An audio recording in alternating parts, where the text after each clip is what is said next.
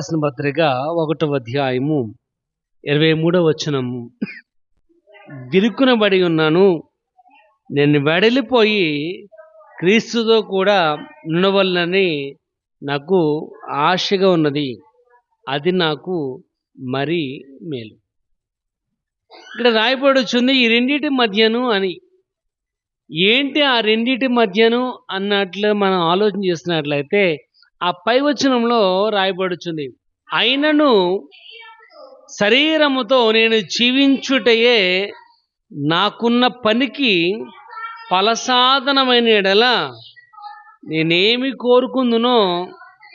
ఏంటంటే రాయబడుచుంది ఏంటంటే, శరీరముతో నేను జీవించుటయే నాకున్న పనికి ఫలసాధనము అంటున్నాడు. అంటే ఇక్కడ రాయబడుచున్న మాట ఏంటంటే, శరీరముతో నేను జీవించడం వల్ల నేను చేస్తున్న పనికి అదే లాభకరమైనట్లయితే నాకేమి కూడా తోచట్లేదు అని రాయబడుచుంది. అంటే ఒకసారి మనం ఆలోచన చేసినట్లయితే మనం కూడా ఇబ్బంది పడుతూ ఉంటాం రెండు విషయాల్లో. ఒకటి శరీరము, రెండోది దేవుడు. శరీరము, దేవుడు. ఎప్పుడైతే మన శరీరమునకు సుఖము ఆలోచన చేస్తూ ఉంటామో దేవుణ్ణి పక్కన పెట్టేస్తాం. ఎప్పుడైతే దేవుడే సర్వస్వం అనుకుంటామో మనం అంటాం, అంతమాల ప్రభు అనడం వల్ల ఆహారం ఎక్కడి నుంచి వస్తుందండి, ఏం తినగలం, ఎలా బ్రతుకుతాం, ఏంటి అని మనం ఆలోచన చేస్తాం. ఈ రెండింటి మధ్యన మానవుడు అనేవాడు నలిగిపోతూ ఉంటాడు. ఏ విధంగా అంటే, అటు శరీరం మాట వినకపోతే, అంటే అటు పని లేకపోతే ఆహారం అనేది ఉండదు అంటాం. మనం కష్టపడకపోతే తినడానికి తిండి ఎక్కడి నుంచి వస్తుందండి అంటాం. అంటే తినడానికి ఆహారము అంటే శరీరమునకు ఏమైతే కావాలో అవన్నీ కూడా మన కష్టం మీదే ఆధారపడతాయి. కానీ దేవుని మీద ఆధారపడితే ఆహారం ఎక్కడి నుంచి వస్తుందండి అంటాం మనం. అలా ఇక్కడ రాయబడి ఈ రెండింటి మధ్య నేను ఇబ్బంది పడుతున్నా. ఏంటంటే ఒకటి శరీరం, రెండోది దేవుడు. అంటే మనం ఇటు ఉండాలా, శరీరం మీద ఉండాలా, దేవుని యొక్క ఆత్మ దేవుని మీద మనం ఆధారపడాలి. కానీ ఇక్కడ రాయబడుచుంది, నేను వెడలిపోయి క్రీస్తుతో కూడా నుండవలనని నాకు ఆశగా ఉంది. అంటే ఆ శరీరమును విడిచిపెట్టి, ఆ శరీర క్రియలను ఆశను విడిచిపెట్టి దేవునితో ఉండాలని నాకున్న యొక్క ఆశ అంటున్నాడు. అది నాకు మరీ మేలు. అంటే దేవునితో ఉండటము మరీ మేలు అని రాయబడచ్చు. ఎందుకంటే మానవుడు ఆశాజీవి. మానవుడు ఆశాజీవి. నాకు ఏ ఆశ లేదంటే చేయలేమంటే ఏమో ఒక్క చేయి కూడా పైకి లేకదు. ఎందుకంటే ప్రతి ఒక్క మనిషికి ఉన్న యొక్క మెయిన్ ఇంటెన్షన్ ఏంటంటే ఆశ. ఆ ఆశే మనల్ని ఏం చేస్తుందంటే నడిపిస్తుంది. ఆ ఆశయమే మనల్ని నడిపిస్తుంది. ఇప్పుడు మనకున్న యొక్క ఆశను మనము పరిగణలో తీసుకొని దాన్ని బట్టి మనము పని చేస్తూ ఉంటాం. ఇదిగో నేను ఇంత కష్టపడినట్లయితే ఇంత ప్రాఫిట్ నాకు వస్తుంది, ఇంత ప్రాఫిట్ నాకు వచ్చినట్లయితే నేను ఈ పని చేయగలను అని ఆశయాలే మానవుని నడిపిస్తూ ఉంటాయి. ఇంకో విషయం మనం ఆలోచన చేసినట్లయితే ఈ యొక్క ఆశయాలే మానవుని యొక్క వ్యక్తిత్వం కూడా బయటపడుతుంది. మనం అంటూ ఉంటాం, వాడు చాలా పిసినారోడు అండి, వాడు చాలా పిసినారి. ఎలా చెప్పగలం వాడు పిసినారని? ఏమో అంటే వాడు ప్రతి ఒక్క రూపాయి కూడా ఆలోచించి ఖర్చు పెడతాడు. వాడు ప్రతి ఒక్క మనం అంటూ ఉంటాం, వాడు ఎంగిల్ చేత కాకిని కూడా కొట్టడండి అని. అంటే వాడి యొక్క ఒప్పుడు కనపడుతుంది దాంట్లో. అంటే వాడుకున్న యొక్క ఆశ ఏంటి, వాని యొక్క ఆశ దాని మీద వాడి యొక్క వ్యక్తిత్వం అనేది ఆధారపడుతూ ఉంటుంది. కొంతమంది విచ్చలవిడిగా డబ్బులు ఖర్చు పెడుతూ ఉంటారు, కొంతమంది ఆశి తూచి ఖర్చు పెడుతూ ఉంటారు. అంటే ఏదేమైనప్పటికీ ఆశయాలే మనిషి యొక్క వ్యక్తిత్వాన్ని మీద ఆధారపడుతూ ఉంటాయి. అదేవిధంగా కొన్ని ఆశలు, కొన్ని ఆశయాలు మానవుని మంచిదారిలో నడిపిస్తే, కొన్ని ఆశలు ఏం చేస్తాయి అంటే చెడ్డదారిలో కూడా నడిపిస్తూ ఉంటాయి.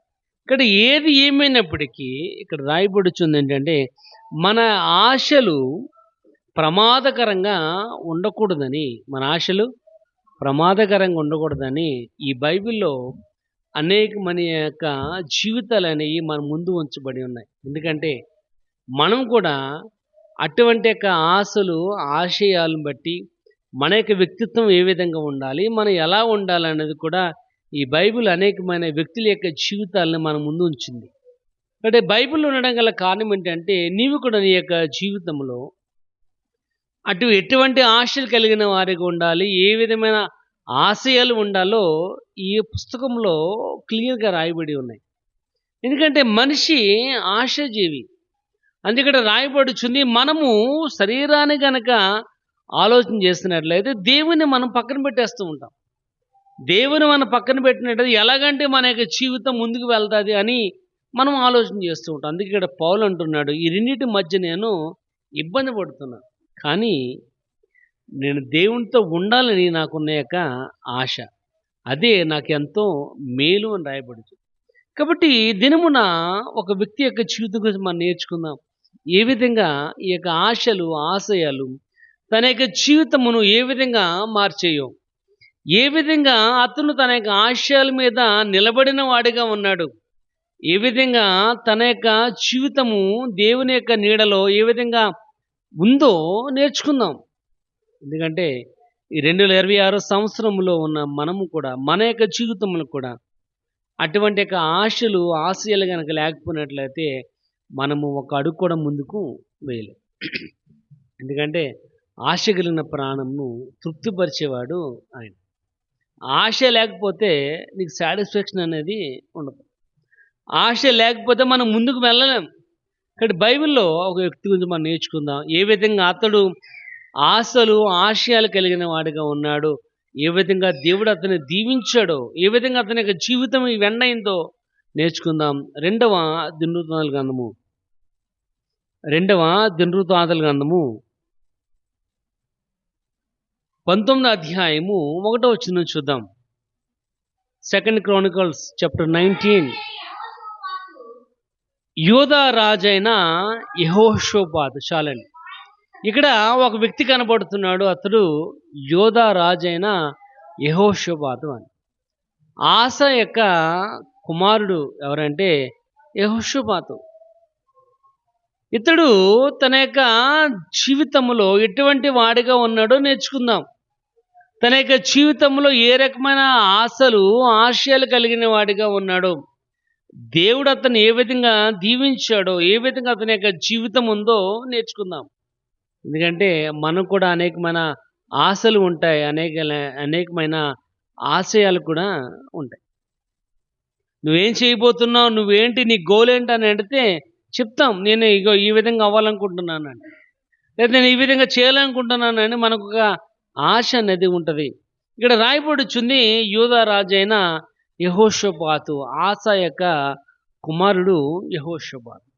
తన తండ్రి చనిపోయిన తర్వాత 35 సంవత్సరముల వయసులో ఇతడు యూదా దేశానికి రాజుగా నియమించబడి 25 సంవత్సరములు తన యొక్క రాజ్యాన్ని సుఖ సంతోషాలతో, శాంతి సమాధానముతో, శ్రేయతో అభివృద్ధి కలిగిన రాజ్యముగా చేయడం గల కారణం ఏంటంటే యెహోషాపాతు యొక్క జీవితం. యెహోషాపాతు యొక్క జీవితం ఏ విధంగా ఉంది అని మనం ఆలోచన చేస్తున్నట్లయితే అతడు నీతిమంతుడైన రాజుగా చరిత్ర చెప్తుంది. అతను ఒక నీతిమంతుడైన రాజు. ఎందుకు నీతిమంతుడిగా ఉన్నాడు?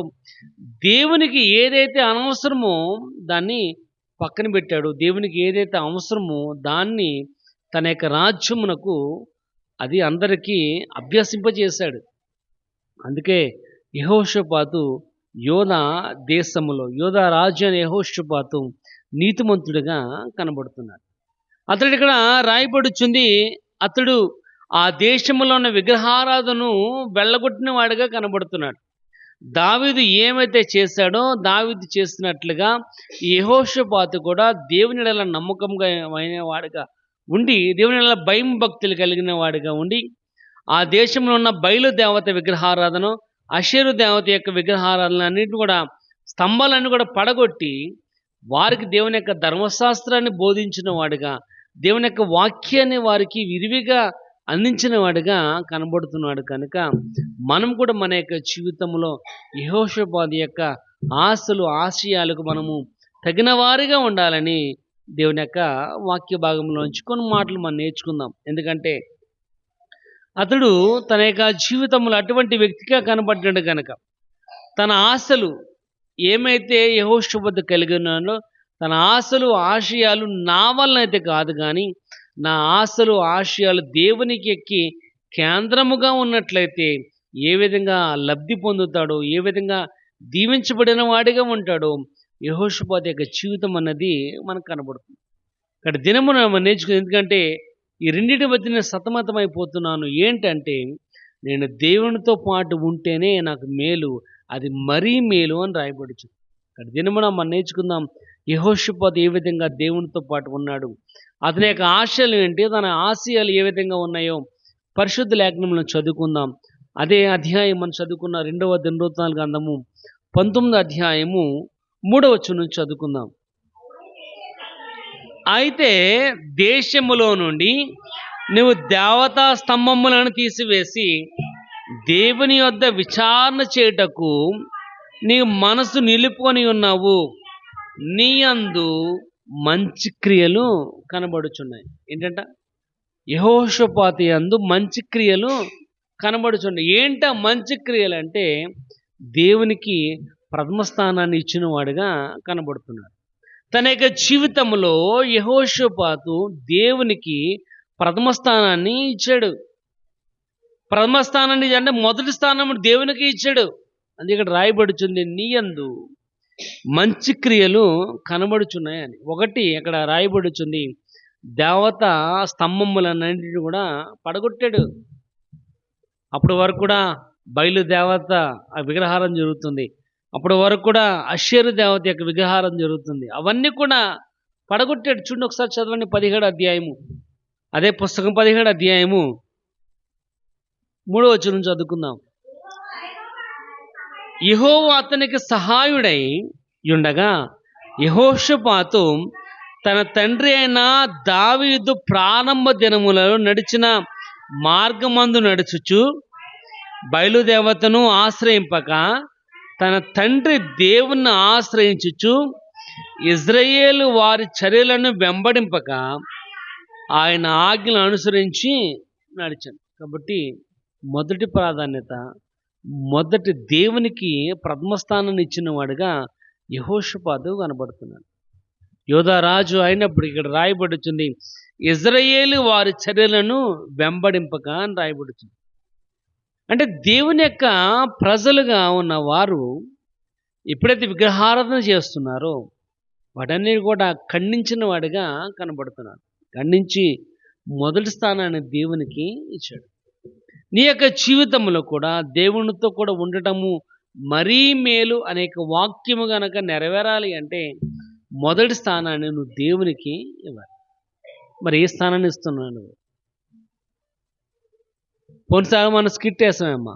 పోయిన సంవత్సరం స్కిట్లు, ఆ స్కిట్లో మనం చూసాం ఏమా, ఫస్ట్ పాస్టర్ గారికి ప్లేస్ ఇచ్చి ఏమా, తర్వాత ఎమ్మెల్యే గారు రాగానే 2వ స్టెప్, ఎంపీ గారు రాగానే 3వ స్టెప్, అలాగే వార్డు మెంబర్ రాగానే ఒక స్టెప్, అలా అలా అలా లాస్ట్కి పాస్టర్ గారు కూర్చోవడానికి కూడా స్థలం లేకుండా ఆయన నిలబెట్టాం. ఎందుకంటే మనం కూడా మొదటి స్థానం దేవునికి ఇవ్వాలంటే చాలా కష్టం మన యొక్క జీవితం.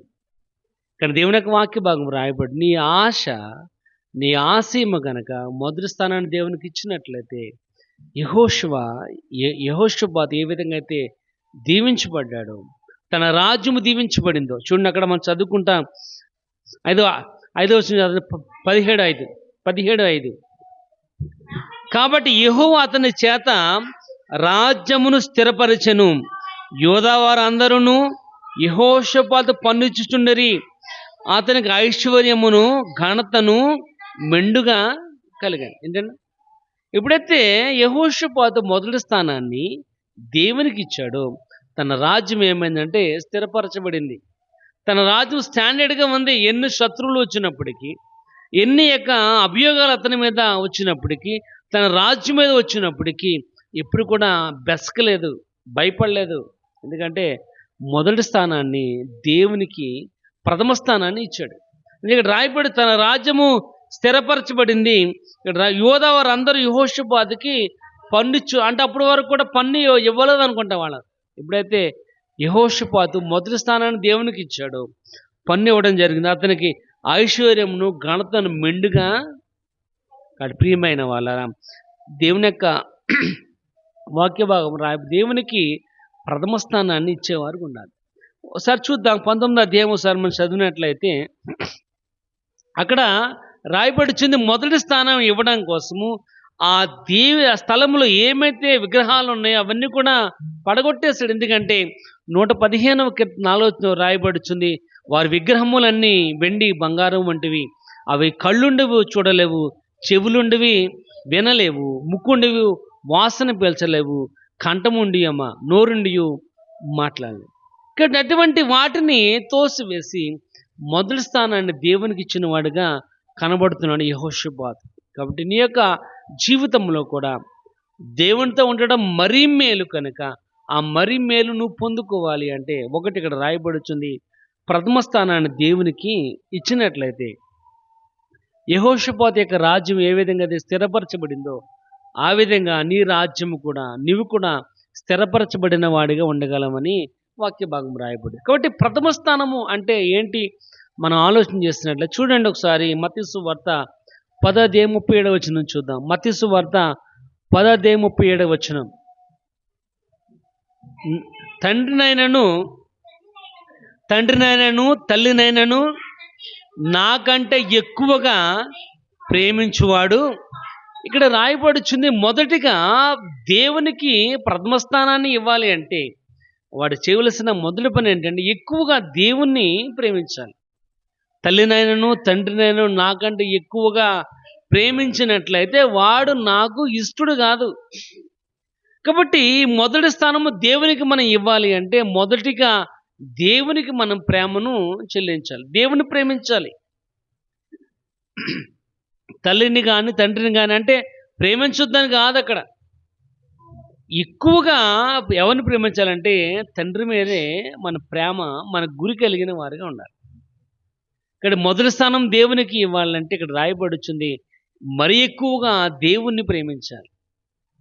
కానీ మనం ఏం చేస్తుంటాం అంటే మా తల్లిదండ్రులు ప్రేమిస్తూ ఉంటాం, బిడ్డలు ప్రేమిస్తూ ఉంటాం, మనం చేస్తున్న పనిని ప్రేమిస్తూ ఉంటాం, మనం నడిపే బండిని ప్రేమిస్తాం,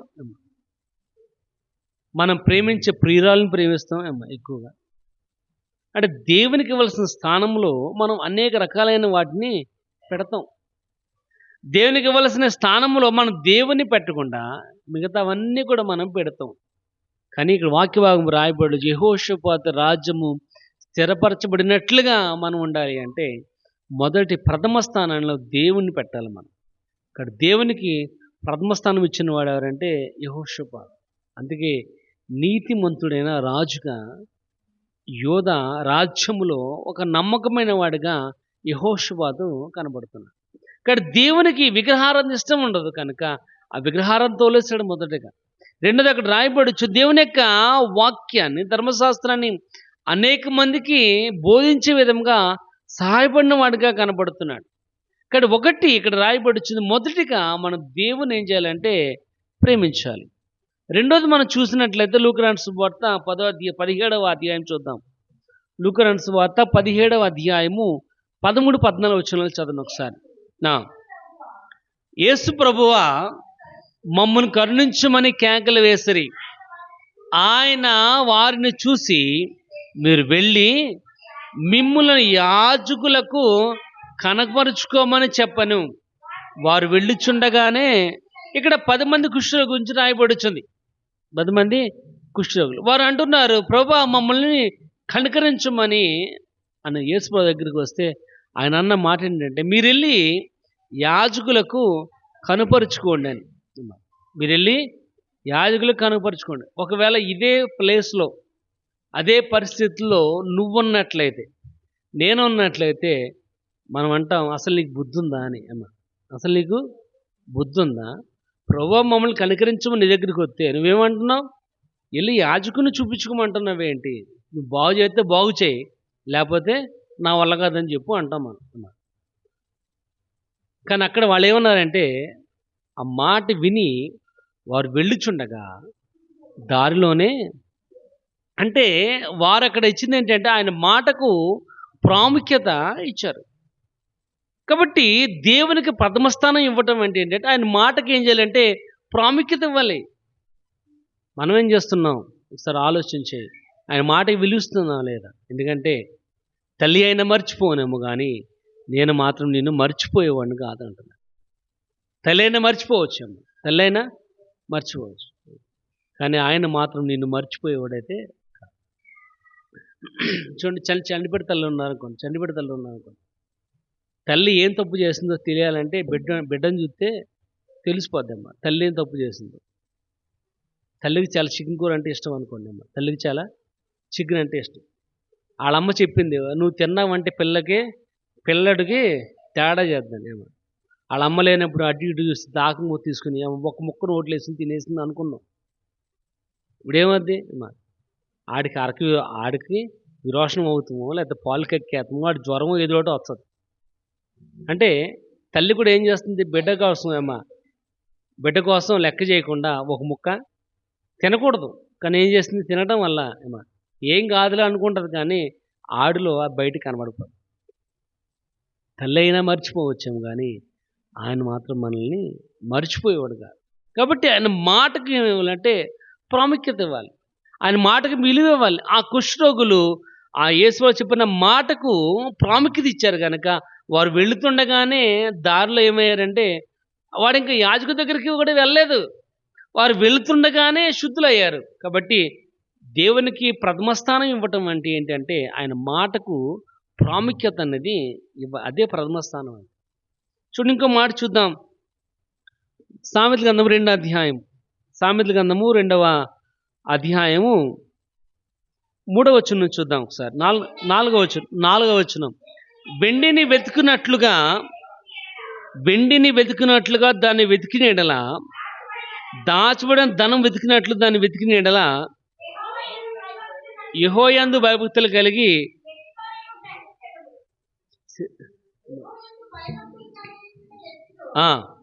ఇక్కడ రాయబడుచుంది ఏంటంటే వెండిని వెతికినట్లుగా నువ్వు వెతికినట్లయితే అంటున్నాడు. కాబట్టి ప్రథమ స్థానము దేవునికి మనం ఇవ్వాలంటే అమ్మా వెండిని వెతికినట్లుగా ఆయనను వెతకాలి. ఇప్పుడు చూడండి అమ్మా, మన దగ్గర 100 రూపాయలు పోనీ అనుకోండి అమ్మ, 100 రూపాయలు పోనీ అనుకో, మనం ఎలా వెతుకుతాం అమ్మా, క్యాజువల్గా వెతుకుతాం. ఎందుకంటే ఏమా 100 కదా అమ్మా, 100 కదా పోయింది అమ్మా, నా కష్టార్జితం, నేను సంపాదించింది, నేను చెమట కూర్చాను, నా డబ్బులు పోవు, నాకు దొరికేస్తే అన్నట్టు వెతుకుతాం అమ్మా, అంతేనా? క్యాజువల్గా పోతే పోయింది 100, రేపు వద్ద మళ్ళీ పనులకు వెళ్తే 200 సంపాదించవచ్చు అన్నట్టుగానే ఉంటాం. అదే అమ్మా వెండి ఉంగరం పోయింది అనుకోండి, వెండి ఇప్పుడు ఎందుకంటే నిన్న మేము గోల్డ్ షాప్కి వెళ్తే అటు చెప్పాడు అమ్మా, ఈ సంవత్సరంలో కేజీ వెండి 2 లక్షలు అవుతుందంట. కేజీ వెండి అంటే బంగారం కంటే విలువ పెరుగుతుంది. కాబట్టి ఉంగరం పోయింది అనుకోండి అమ్మ, ఆ పోతే పోయిన ఉంగరం అమ్మ ఇంకోటి సంపాదించుకుందాం అని అంటామా? అబ్బాయి అసలు అవసరమైతే బీదవ 2 సార్లు తిరిగేసి బోర్లేసి అమ్మ ఏ మడతలో పెట్టామో ఏ మొత్తాన్ని దులిపేసి ఎందుకంటే విలువ కలిగినది కాబట్టి. దేవుని యొక్క వాక్య భాగం రాయబడుచుంది, వెండిని వెతికినట్లుగా దేవుణ్ణి మనము అది మొదటి ప్రాధాన్యత. దేవునికి ప్రథమ స్థానం ఇవ్వాలంటే నువ్వు బంగారాన్ని ఎలా వెతుకుతున్నావో అలా జాగ్రత్తగా అమ్మా దొరికేంత వరకు కూడా వెతుకుతాం, అంతే కదా? లూకాసు 15వ అధ్యాయంలో ఒక స్త్రీకి 10 వెండి నాణ్యాలు ఉన్నాయి. ఒక నాణ్యం పోతే పోనీ అనుకుందా ఏమా, దీపం వెలిగించి ఇల్లంతా ఊడ్చి చక్కబెట్టింది, అప్పుడే ఏదైతే పోయిందో అది దొరికింది. అలాగే వాక్యభాగం కూడా రాయబడుచుంది, నువ్వు వెతకాలి. ఎలాగా? వెండిని వెతికినట్లుగా నువ్వు వెతికితేనే దేవునికి ప్రథమ స్థానం ఇచ్చినట్లుగా. కాబట్టి ప్రియమైన వాళ్ళారా, మొదటి ప్రేమ, దేవుణ్ణి నువ్వు అంతకంటే ఎక్కువగా ప్రేమించాలి. రెండోది రాయబడుచుంది ఏంటంటే ఆయన మాటకు ప్రాముఖ్యత ఇవ్వాలి. మూడోది వెండిని వెతికినట్లుగా నువ్వు వెతికినట్లయితే అప్పుడే నువ్వు దేవునికి ప్రథమ స్థానాన్ని ఇవ్వాలి. చూడండి, అదే పుస్తకంలోంచి సామెతల గ్రంథంలో నుంచి 3వ అధ్యాయం చూద్దాం. 1వ వచనం, నా కుమారుడా నా ఉపదేశమును మరువకము, నా ఆజ్ఞలను హృదయపూర్వకంగా ఏం చేయాలంటే అంగీకరించాలి. ఇక్కడ 4వది రాయబడి దేవునికి ప్రథమ స్థానం మనం ఇవ్వాలంటే ఇక్కడ రాయబడుచుంది ఆధ్యాత్మిక విషయాల్లో ఏమా ఆధ్యాత్మిక విషయాలకు విలువను ఇవ్వాలి మనం. ఏంటంటే ఆధ్యాత్మిక విషయం అంటే అంటున్నాడు, నా కుమారుడా నా ఉపదేశము నువ్వేం చేయాలంటే మర్చిపోకు, నా ఉపదేశంని మర్చిపోకు. ఎందుకంటే ఇక్కడ రాయబడుచుంది అవి దీర్ఘాయువును సుఖజీవముతో గడుచు సంవత్సరములు శాంతి నీకు ఇస్తాయి. ఏమిస్తాయంట? దీర్ఘాయువు ఇస్తాయి. ఏంటది? దేవుని యొక్క ఉపదేశము, దేవుని యొక్క వాక్యం నీకు దీర్ఘాయుష్ని ఇస్తుంది. సుఖజీవంతో గడుపు సంవత్సరాలు నీ యొక్క జీవితములు ఇస్తాయి. ఆ కిందకి చదివినట్లు రాయబడుచుంది దయను సత్యము ఎన్నడూ కూడా నువ్వు పోనీకు వాటి కంఠభూషణములుగా. అంటే దేవుని చెప్పిన ఆధ్యాత్మిక విషయాలకి మనం ప్రాముఖ్యతను ఇవ్వాలి. దేవుడు ఏమైతే చెప్పాడో దాని మీద మనము కేంద్రీకృతమై ఉండాలి. యెహోషాపాతు తన యొక్క జీవితంలో కూడా దేవుని యొక్క మాటకు లోబడిన వాడిగా ఉండి దేవునికి భయపడి, అక్కడ రాయబడుచుంది దేవునికి ప్రథమ స్థానాన్ని ఇచ్చిన వాడిగా కనబడుతున్నాడు యెహోషాపాతు. ఇక్కడ ప్రియమైన వాళ్ళారా, దేవుని యొక్క వాక్య భాగం రాయబడుతుంది, నువ్వు కూడా నీ యొక్క జీవితంలో దేవునికి ప్రథమ స్థానాన్ని ఇవ్వాలి. ఇక్కడ ఇవ్వాలి అంటే ఇక్కడ రాయబడుచుంది చూడండి, యోహాను సువార్త 9:4 కూడా చదువుకుని ఒకసారి. యోహాను సువార్త 9:4 వచనం, పగలున్నంత వరకు నన్ను పంపిన వాని క్రియలు నేను చేశాను. ఇక్కడ దేవునికి ప్రథమ స్థానం ఇవ్వాలంటే నీ సమయాన్ని దేవునికి ఇవ్వాలి. సమయాన్ని, ప్రార్థన రావాలంటే టైం లేదండి అంటాం, ప్రార్థన రావాలంటే కుదరలేదండి అంటాం, ప్రార్థన రమ్మంటే చుట్టాలు వచ్చారండి, ప్రార్థన రమ్మంటే ఆ గొడవ అక్కడికి వెళ్ళాను, ప్రార్థన రమ్మంటే ఇక్కడికి వెళ్ళాను, ప్రార్థన రమ్మంటే అక్కడ భోజనంకి వెళ్ళాను, ఇక్కడ భోజనంకి వెళ్ళాను అని రకరకాలైన కారణాలన్నీ వెతుకుతూ ఉంటాం. కానీ ప్రథమ స్థానాన్ని దేవునికి ఇవ్వాలంటే సమయాన్ని దేవునికి ఇవ్వాలి. మొదట టైం దేవునికి ఇవ్వాలమ్మా.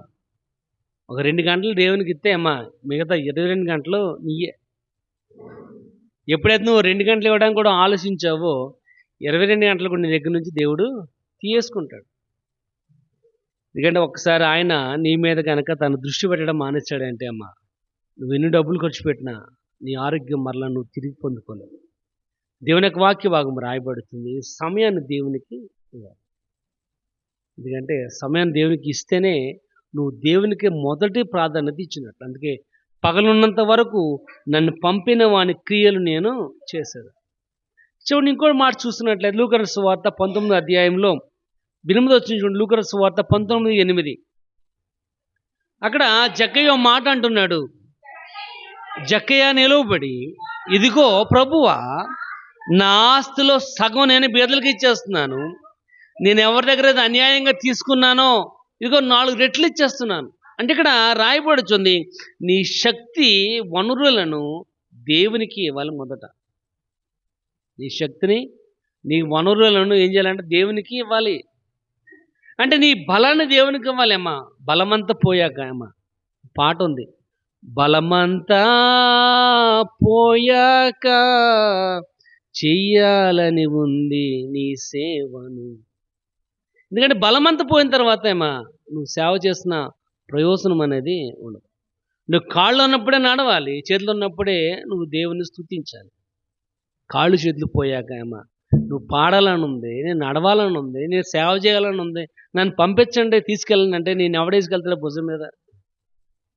దేవుని యొక్క వాక్య భాగం రాయబడి నీ శక్తిని, నీ వనరులను, నీకేమైతే ఉన్నాయో దేవునికి ఇవ్వటమే దేవునికి మొదటి స్థానాన్ని ఇవ్వటం. మనం ఏం చేస్తుంటామంటే అమ్మా ముసలిమాలం అయిపోయిన తర్వాత, ముక్కోళం అయిపోయిన తర్వాత ఇంటికాడ కూర్చోలేక కాసేపు వెళ్ళి గుళ్ళో కానీ కూర్చుంటే పేనాత్ర కాసేపు పడుకోవచ్చు అని వస్తే ప్రయోజనం అనేది ఉండదు. నీ బలం ఉన్నప్పుడేమో నీ ఇష్టానుసారంగా తిరిగేసి బలవంతా పోయాక నేను గుళ్ళో ఉంటానండి, గుళ్ళోనే ఉంటానండి అంటే ఏ రకమైన ఉపయోగం? దేవుడు మెచ్చేవాడైతే కాదు. కానీ వాక్య భాగం రాయబడి దేవునికి ప్రథమ స్థానాన్ని యెహోషాపాతు ఇచ్చాడు. కానీ నువ్వు కూడా నీ యొక్క జీవితంలో ప్రథమ స్థానాన్ని దేవునికి ఇవ్వాలి. తర్వాత చూద్దాం, అదే 2వ దినవృత్తాంత గ్రంథము 17వ అధ్యాయం చూద్దాం. 17వ అధ్యాయము 7వ వచనం చదువుకుందాం.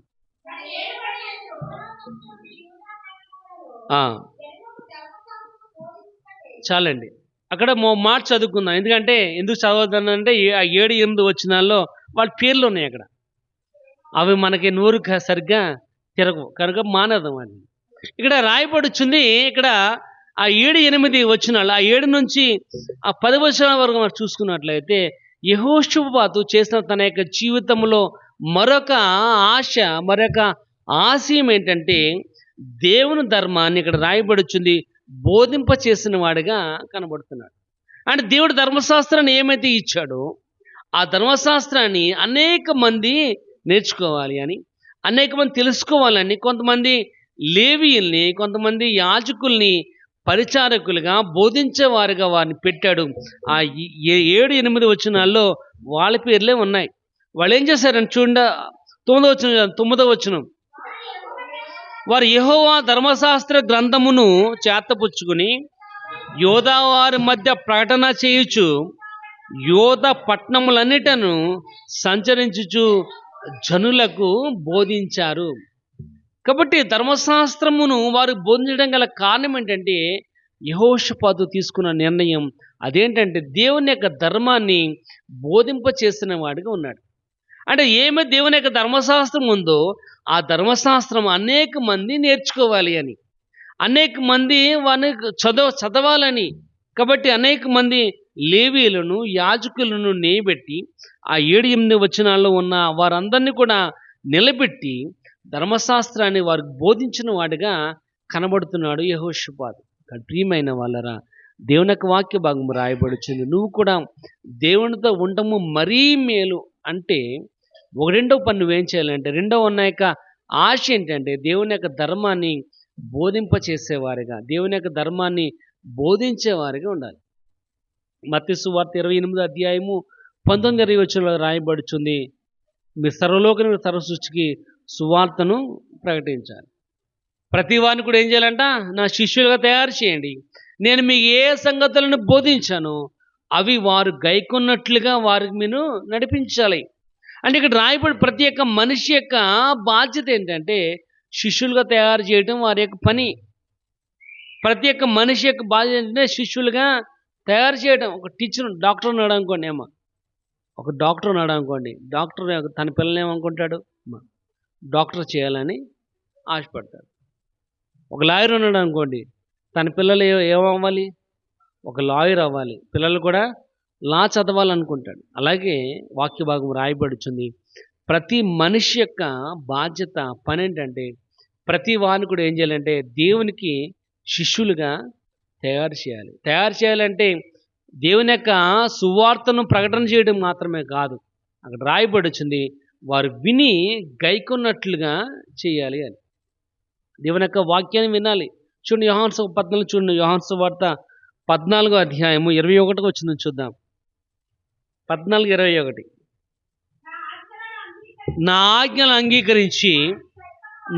ఆజ్ఞలను అంగీకరించి వాటిని గైకొన్నవాడు నన్ను ప్రేమించాడు. ఇక్కడ రాయిపోయి ఏంటంటే వినటం వల్ల ఉపయోగం లేదేమో, దేవుని యొక్క ఆజ్ఞ వినటం వల్ల కాదు, విన్నటువంటి ఆజ్ఞను ఏం చేయాలంట, గైకొన్నట్లయితేనే వాడు నన్ను ప్రేమించేవాడు.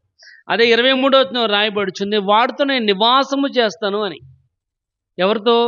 దేవుని యొక్క వాక్యాన్ని విని దాన్ని గైకొన్న వారితో ఆయన నివాసం చేస్తాడు. ఇక్కడ యెహోషాపాతు తన యొక్క జీవితంలో దేవుని యొక్క ధర్మాన్ని బోధించడానికి సహాయపడిన వాడిగా ఉన్నాడు. ఇక్కడ నువ్వు కూడా నీ యొక్క జీవితంలో నీకున్న యొక్క ఆశ ఏమై ఉండాలంటే దేవుని యొక్క వాక్యాన్ని ఒకటి బోధించాలి, రెండోది బోధించే వారికి ఏం చేయాలంటే సహాయపడాలి. బోధించే వారికి సహాయపడాలి. కాబట్టి నువ్వు బోధించలేవు, నువ్వేం చేయాలి, బోధించే వారికి సహాయపడు. నువ్వు బాగా పాడలేవు నువ్వు బాగా పాడలేవు, కానీ పాడేవారిని ఏం చేయాలి, ఎంకరేజ్ చేయాలి. నేనే నీకన్నా బాగా పాడుతున్నావు అనకూడదు, ఎందుకంటే మనం పాడలేం కదా, మనం పాడలేనప్పుడు ఏం చేయాలి, నువ్వు బాగా పాడుతున్నావు, బాగా పాడు, కీప్ ఇట్ అప్ అనాలి. నేను కనుక నేర్చుకుని నీకన్నా బాగా పాడుతున్నావు అనుకోండి, ఆడిని పాడనము నువ్వు కూడా పాడతలేవు. ఇక్కడ యెహోషాపాతు అనే యొక్క జీవితంలో ఏం చేస్తాడంటే ధర్మశాస్త్రాన్ని అనేక మందికి బోధించడానికి టీచర్ని, బోధకుల్ని నియమించాడు. కానీ ఇక్కడ రాయబడుచుంది, యెహోవా ధర్మశాస్త్ర గ్రంథమును చేతపుచ్చుకుని యోధ వారి మధ్య ప్రకటన చేయొచ్చు, యోధ పట్టణములన్నిటిని జనులకు దాన్ని బోధించిరి. ప్రియమైన వాళ్ళరా, యెహోషాపాతు ఉన్న యొక్క నిర్ణయము, ఆశ నీ యొక్క జీవితంలో కూడా ఉండాలి. అదేంటంటే ఒకటి దేవుని యొక్క వాక్యాన్ని బోధించు, లేకపోతే బోధించే వారికి ఏం చేయాలి, నువ్వు సహాయపడాలి. కానీ ఇక్కడ రాయబడి దాన్ని విని గైకొని వారి విషయంలో ఒకసారి చిన్న ఎగ్జాంపుల్ చూడండి. మార్కు సువార్త 5వ అధ్యాయం ఒకసారి చూద్దాం. మార్కు సువార్త 5వ అధ్యాయం 20 చదవండి. 20. వాడు వెళ్ళి యేసు తనకు చేసినవన్నీయు దెకాపోలిలో ప్రకటింపనారంభింపగా అందరూ కూడా ఆశ్చర్యపడి, ఈడెవడంటే అపవిత్రాత్మ పట్టినవాడు, గెరసేనుల దేశంలో అపవిత్రాత్మ పట్టినవాడు ఈడు, భయంకర పరిస్థితుల్లో ఉన్నవాడు ఈడు. వీళ్ళలో శానా దెయ్యాలు ఉన్నాయి. సుమారుగా 2000 కంటే ఎక్కువ దెయ్యాలు పట్టినవాడు ఈడు. ఎప్పుడైతే వీడు రక్షింపబడ్డాడో అన్నాడు, ఆ వ్యక్తి అన్నాడు, ప్రభా నేను నీతో పాటు వస్తానని. అబ్బాయి నువ్వు నాతో పాటు రావద్దు, నువ్వేవైతే అనుభవించావో దాన్ని నువ్వు అనేక మందికి ఏం చేయాలంట, తెలియచేయాలి. అక్కడ రాయబడుచుంది, ఆయన వానికి సెలవీయక నీవు నీ ఇంటికి వద్దకు వెళ్ళి ప్రభు నీ యందు కనికరపడి నీ చేసిన కార్యాలని వానికి తెలియజేయి. ఇంట్లో చెప్పన్నాడు. ఇదేం చేస్తాడు, డెక్కపోలి అంటే డెక్క అంటే 10 పట్టణాల్లోకి వెళ్ళాడు. ఎక్కడికి వెళ్ళాడంట, 10 పట్టణాల్లోకి వెళ్ళి దేవుడు తన యొక్క జీవితాన్ని ఏ విధంగా అయితే మార్చాడో, ఏ విధంగా అయితే ఆ భయంకరమైన శానాదీయములో నుంచి విడిపింపబడిన వాడిగా ఉన్నాడో దానిని ఆ 10 పట్టణాలకు ఏం చేస్తాడంట, విరివిగా బోధించడం మొదలుపెట్టాడు. కానీ ఇప్పుడున్న పరిస్థితుల్లో మనం చేసే పని ఏంటంటే ఎక్కడ సంఘం ఉందో ఆ పక్కనే ఇంకో షెడ్ వేసి మళ్ళీ అక్కడ సంఘం పెడతాం. ఎక్కడైతే పరిచర్య ఉందో ఆ పరిచర్యలో దూరి దాన్ని డివైడ్ చేసి అక్కడ ఒక సంఘం పెడతాం. పరిచర్య అంటే ఉన్న చోట పరిచర్య చేయడం అయితే కాదు, లేని చోటకు వెళ్ళి. ఇక్కడ రాయబడుచుంది, ఆయన ఏం చెప్పాడు, నువ్వు నీ ఇంటికి వద్దకు వెళ్ళి ప్రభు నీ యందు కనికరపడి నీకు చేసిన కార్యాలన్నింటినీ వారికి తెలియజెప్పు. ఇంట్లో చెప్పు చాలు, నువ్వు ఎవరికి వెళ్ళొద్దు అని. కానీ వాడేం చేస్తాడమ్మా, వాడు వెళ్ళి తన యొద్దకు యేసు తనకు చేసినవన్నీ ఆ 10 పట్టణాల్లో ప్రకటింపనారంభించగా అందరూ కూడా ఆశ్చర్యపడ్డారు. ప్రియమైన వాళ్ళరా, రెండవ యెహోషాపాతుకున్న ఆశ ఏంటంటే దేవుని ధర్మశాస్త్రం అందరూ కూడా నేర్చుకోవాలి, దేవుని ధర్మశాస్త్రం అందరూ బాగా చదవాలి అనేక ఆశను కలిగిన వాడిగా ఉన్నాడు. ప్రియమైన వాళ్ళరా, నువ్వు కూడా నీ యొక్క జీవితంలో క్రీస్తుతో ఉంటాము మరీ మేలని రాయబడుతుంది కనుక ఆ మరీ మేలును పొందుకోవాలంటే నువ్వు కూడా సువార్తను ఏం చేయాలంటే ప్రకటించాలి. సువార్తను ప్రకటించే వారికి నువ్వు సహాయము చేయాలి. ఇక్కడ రాయబడుచుంది ఏంటంటే దేవునికి ప్రథమ స్థానాన్ని ఇచ్చాడు యెహోషాపాతు. రెండవది సువార్త పరిచర్యల్లో తన వంతు బాధ్యతగా అతను నిర్వర్తించిన వాడిగా కనపడుతున్నాడు యెహోషాపాతు. మూడోది చూద్దాం, అదే 20 అధ్యాయము, ఈ 2వ దినవృత్తాంత గ్రంథము 20 అధ్యాయము 1వ వచనం. ఇది అయిన తరువాత మోయాబీలను అమోనీయులను మొయోనీయులతో కొందరు దండెత్తి యెహోషాపాతుకు వచ్చి, ఇక్కడ ఒక భయంకరమైన ఫైటింగ్ జరుగుతుంది. ఇక్కడ దేవుని యొక్క ప్రజలైన యూదా వారిపైన అన్య జాతి వారు దండెత్తి వస్తున్నారు. అంటే వారిని చెరకు తీసుకుని వెళ్ళిపోవడానికి ఇక్కడ రాయబడుచుంది, మోయాబీయులు అమోనీయులు మోయానీయులు వస్తున్నారు. విషయము యెహోషాపాతుకి వినబడింది. మనలాగానే నీలాగానే యెహోషాపాతు కూడా ఏమయ్యాడంటే భయపడ్డాడు. ఏం చేస్తాడు, భయపడ్డాడు. అదే పరిస్థితిలో నువ్వు గనక నేను కనుక ఉన్నట్లయితే అక్కడి నుంచి వెంటనే పారిపోతాం. వాడు రాకముందే మనము ఊరు వదిలి వెళ్ళిపోతాం. ఎందుకంటే ఆ శత్రువుల్ని మనం జయించాలంటే మన వల్ల కాదు. ఎందుకంటే సైలెంట్ అయిపోతాం. చూడండి కొన్ని కుక్కలు మనం చూస్తూ ఉంటాం, దారం 2 కుక్కలు పోటాపోటీగా మురిగేస్తూ ఉంటాయి. పోటాపోటీగా మురిగేస్తూ ఉంటాయి. కానీ ఒక కుక్క ఉంటుంది దళ్ళ దూరేసి ఒక కుక్క ఉంటుంది. అదేం చేద్ది, దళ్ళ దూరేసి తలకు ఒకటే బయటికి ఎట్టి మురుగుతూ ఉంటుంది. ఎందుకంటే అటొత్తి ఇటు అటు పారిపోతారు. మనం కూడా అలాగే గోడ మీద పిల్లిలాగా ఉండిపోతాం, గోపిలాగా. అటు అవకాశం ఉంటే అటు, ఇటు అవకాశం ఉంటే. అందుకో సామెత అన్నారేమ్మా, అందితే అందితే జుట్టు, అందకపోతే కాలు. ఆ సామెత ఊరికిన సర్దాకి ఎవరో అనలేదు. మనం కూడా అటువంటి వారుగానే ఉండిపోతూ ఉంటాం. కానీ యెహోషాపాతు ఆ విధంగా లేడు. భయపడ్డాడు. మనలాగానే భయపడ్డాడు. నీలాగానే భయపడ్డాడు. నాలాగానే భయపడ్డాడు. కానీ అక్కడ రాయబడుతుంది చూడండి, మూడవ వచనం. అందుకు యెహోషాపాతు భయపడి యెహోవా యొద్ద విచారించుటకు మనస్సు నిలుపుకొని యోధా అంతటా ఉపవాస దినమును ఏం చేశాడంట? ఆచరించాడు. భయపడ్డాడు. మనిషిగా ఉన్నాడు యెహోషాపాతు కనుక భయపడ్డాడు. ఇదిగో శత్రువు వస్తున్నాడు, భయం వేసింది. కానీ అక్కడ రాయబడుచుంది, యెహోవా యొద్ద విచారించుటకు మనస్సు నిలుపుకొని యోధా అంతటా ఏం చేశాడంట? ఉపవాసమును ఆచరించడానికి మొదలుపెట్టాడు. ఇక్కడ మూడవది యెహోషాపాతుకు ఉన్న యొక్క ఆశయం ఏంటంటే దేవుని పైన నమ్మకాన్ని ఉంచాడు. దేవుని పైన నమ్మకం. ఎందుకంటే అక్కడ రాయబడుచుంది, ఒక్కలే కాదు వచ్చింది. మోయాబీలు వచ్చారు, అమోనీయులు వచ్చారు, మోయానీయులు, చాలా భయంకరమైన దండు వాళ్ళ మీదకి వస్తుంది కనుక భయపడి దేవుని దగ్గర విచారణ చేసి ప్రార్థన చేశారు. ఏంటంట? చదవండి 12వ వచనం. మా దేవా, నీవు వారికి తీర్పు తీర్చవా? మా మీదకి వచ్చి ఈ గొప్ప సైన్యముతో యుద్ధము చేయుటకు, ఏంటంట? ఈ గొప్ప సైన్యముతో యుద్ధం చేయడానికి మాకు శక్తి చాలదో, ఏమి చేయుటకు మాకు తోచట్లేదు, నీవే మాకు. మనం కూడా ఒకసారి మైండ్ బ్లాక్ అయిపోతాము. మన మైండ్ కూడా ఏమైపోద్ది? బ్లాక్ అయిపోద్ది. ఎప్పుడైతే శోధన వచ్చిందో, ఎప్పుడైతే కష్టం వచ్చిందో, ఏం చెయ్యాలో మనకు కూడా అర్థం అవ్వట్లేదండి పాస్టర్ గారు అంటాం. ఏంటంట? ఏం చేయాలో కూడా అర్థం అవ్వట్లే. నీకు ఎందుకు అర్థం అవ్వట్లేదు? దేవుని మీద ఆధారపడితే ఆయనే నీకు మార్గాన్ని చూపిస్తాడు. మన దేవుని మీద ఆధారపడక మన శక్తిని, మన బలాన్ని, మనకున్న సమస్తాన్ని కూడా ఏం చేస్తూ ఉంటాం? ఖర్చు పెట్టేస్తూ ఉంటాం. 12 సంవత్సరాల రక్తరోగంతో బాధపడుతున్న స్త్రీ యొక్క జీవితంలో అనేక సంకట పడిందంట. అనేక సంకట పడకముందే దేవుని గురించి తెలుసుకున్న ఆమె ఆయన దగ్గరికి వెళ్తే ఆ రోజే స్వస్థపడి 12 సంవత్సరాలు టైం పట్టేది కాదు తన యొక్క జీవితం. ఇక్కడ మనం కూడా ఏం చేస్తామంటే మన యొక్క బలాన్ని ఉపయోగిస్తూ ఉంటాం, మన యొక్క పలుకుబడిని ఉపయోగిస్తూ ఉంటాం, మన యొక్క రికమెండేషను, మన యొక్క పలుకుబడి, మనం ఆడి దగ్గరికి, ఈడి దగ్గరికి, ఎవరు కావాలో ఆడి దగ్గరికి అన్నీ సమకూర్చుకుంటున్నాం. కానీ పని అయితే ముందుకెళ్ళాలి. కానీ ఇక్కడ యెహోషాపాతు చేస్తున్న పని ఏంటంటే దేవుని పైన నమ్మకం ఉంచు అంటున్నాడు. ప్రభా, నువ్వు వాడికి తీర్పు తీర్చవు అసలు.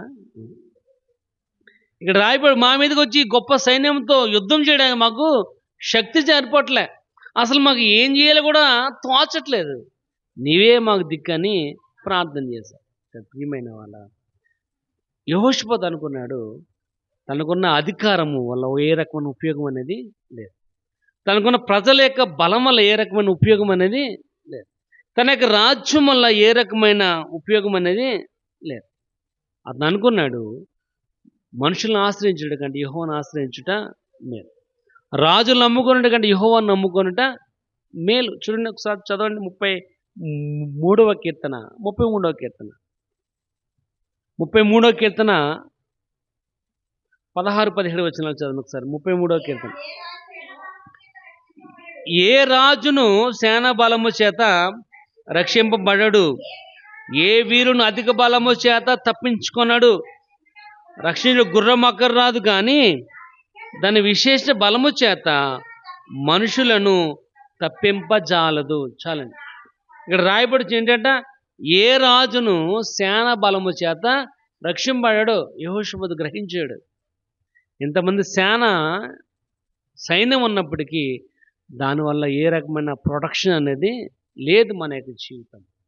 అతను అనుకుంటున్నాడు, చూడండి అక్కడ అంటున్నాడు, ఏ వీరును అధిక బలము చేత తప్పించుకోలేడు. గొల్లియాతు తప్పించుకున్నాడా? గొల్లియాతు తప్పించుకోగలిగాడా? చిన్న రాయ. తన బాడీ అంతా కూడా కవచంతో ఉంది. తన బాడీ అంతా కూడా కవచం. ఆ దావీదు కూడా కనపడి ఉండదు. ఏంటది? ఆ నొసడి మీద ఉన్న ఆ ఖాళీ స్థలం. దావీదు కూడా కనబడి ఉండదు. ఎందుకంటే 6 అడుగుల 9 అంగుళాలేమ్మ. కాబట్టి ఆజానుబాహుడు. ఆజా ఈ పొట్టు ఏమ్మా ఈ పొట్టు దావీదుకి ఆ నొసలి మీద ఖాళీ ఉందన్న సంగతి కూడా తెలియదు ఏమ్మా. ఏదో ఏమ్మా చీకట్లో రాయేసాడు. చీకట్లో రాయేసాడు. ఆ రాయి తిన్నంగా వెళ్ళి ఏమ్మా ఎక్కడ తగలాలి అక్కడ తెలియదు. కాబట్టి ఇక్కడ రాయబడుచున్న మాట ఏంటంటే ఏ వీరుడు కూడా అధిక బలం ఎందుకంటే ఆ గొలియాతు పట్టుకున్న ఆ యొక్క కొనే ఆ బళ్ళెం యొక్క కొనే అతని కానీ పుడుకుందండి. కానీ ఇక్కడ రాయబడుచుంది ఏ వీరుడు కూడా అధిక బలము చేత తప్పించుకున్నాడు, రక్షించుటకు గుర్రము అక్కడికి రాదు. తనకు విశేష బలము చేత మనుషులను కూడా అది తప్పించలేదు.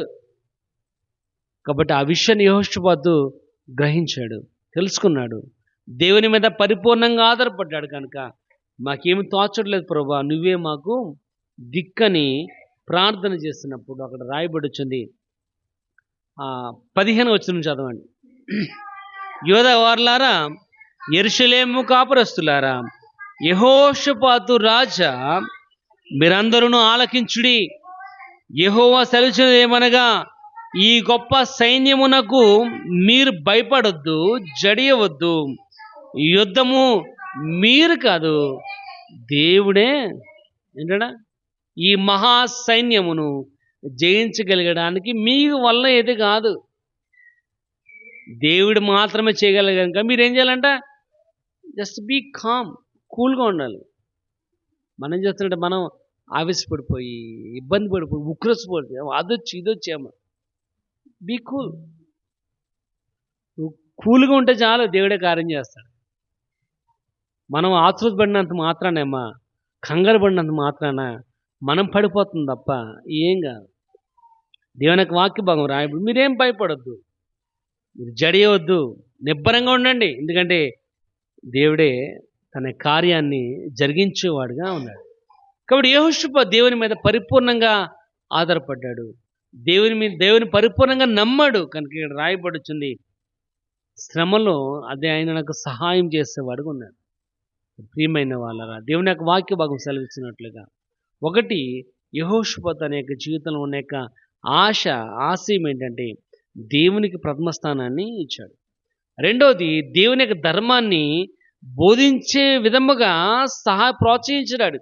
మూడో దేవుని మీద పరిపూర్ణమైన నమ్మకాన్ని కలిగిన వాడిగా ఉన్నాడు. కనుక ఆ వచనంలో రాయబడుచుంది చూడండి, 17వ వచనం మనం చదివినట్లయితే, యెహోవా దయచేసి రక్షణ మీరు చూసేది భయపడకుడి, రేపు వారి మీదకి పోవుడి, యెహోవా మీతో కూడా.